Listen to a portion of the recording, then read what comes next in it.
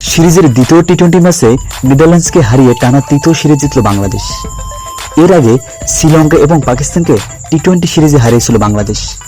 এবার নেদারল্যান্ডসকে হারিয়ে টানা তৃতীয় সিরিজ জয় বাংলাদেশের। এটাই বাংলাদেশ ক্রিকেটের ইতিহাসে প্রথম। এর আগে বাংলাদেশ টানা তৃতীয় সিরিজ জিতেছিল ওডিআই ক্রিকেটে। তবে এবার প্রথমবার বাংলাদেশ টি-20 সিরিজ জিতল। টসে জিতে নেদারল্যান্ডসকে ব্যাটিংয়ে আমন্ত্রণ জানায় বাংলাদেশ। প্রথম বলে বাউন্ডারি হাঁকিয়ে ইনিংস শুরু করে নেদারল্যান্ডস। ইনিংসের 2.2 ওভারের মাথায় নেদারল্যান্ডস প্রথম উইকেটের পতন ঘটে।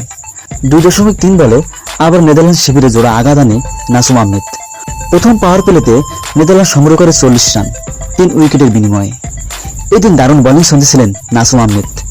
55, 61, 61 এবং 65 রানে সপ্তম উইকেটের পতন ঘটে নেদারল্যান্ডসের। তখন সবাই ভাবছিল 100 রানও পেরোতে পারবে না নেদারল্যান্ডস, কিন্তু আরিয়ান দূতের 24 রানের উপর ভর করে নেদারল্যান্ডসের সংগ্রহ গিয়ে দাঁড়ায় 17.3 ওভারে সবকটি উইকেট হারিয়ে 103 রান।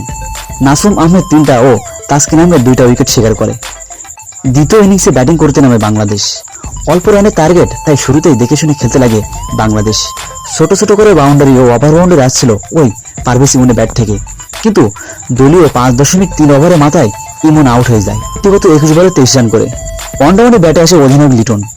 এরপরে একের পর এক 4 ছক্কায় রানের চাকাকে দ্রুত এগিয়ে নিয়ে যায় তানজিদ তামিম। ফলে 13.1 ওভারে বাংলাদেশে জয়লক্ষ্যে পৌঁছে যায়। তানজিদ তামিম 40 বলে 54 ও লিটন কুমার দাস 18 বলে 18 রানে অপরাজিত থাকেন।